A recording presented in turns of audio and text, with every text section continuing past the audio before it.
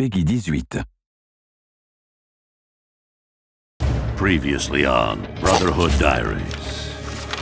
Cesare Borgia is the perfect nemesis. He's trying to take over the whole country, united under the Templars. Their sole purpose is to kill Ezio. Centuries later, a Templar army masses. A prediction of global disaster looms, and the assassins struggle to turn the tide.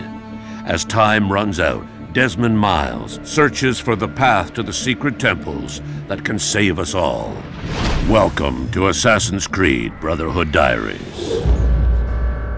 When we decided we wanted to add multiplayer in Assassin's Creed, we wanted to make sure that, as everything else, it fits into the storyline. The multiplayer fits basically at the current era, so 2012. Meanwhile, we follow the story of Desmond Miles.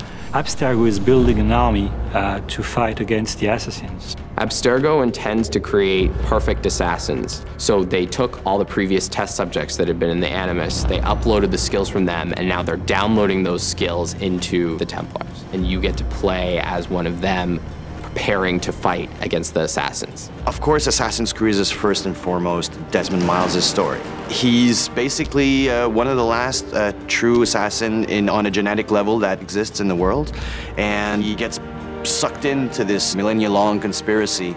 Desmond's objective in Assassin's Creed Brotherhood is to find the piece of Eden in Ezio's past, and then to use that apple to avert the disaster, which is coming in 2012. My personal favorite things in the game is the VR missions.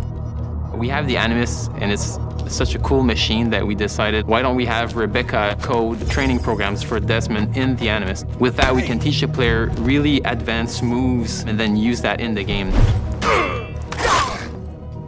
One thing that was super important for us when we decided to build a multiplayer portion to our game was to take the core gameplay pillars of our game. The pillars we have translated from the single player are basically the art of the assassinations. The second pillar is the social stealth aspect. It's basically to blend with the environment. And the third pillar is all that free movement aspect of the franchise that are also translated into the multiplayer. The multiplayer characters you're playing are uploaded memories of actual people that lived during the Renaissance. So these guys are part of the genetic material of the subjects. On top of that, you will have the ability to customize their appearance. So the more you will progress into the game, the more you will be able to change on the characters.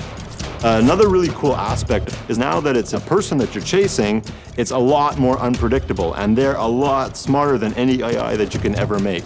Once you kill the best, it's the most exciting thing.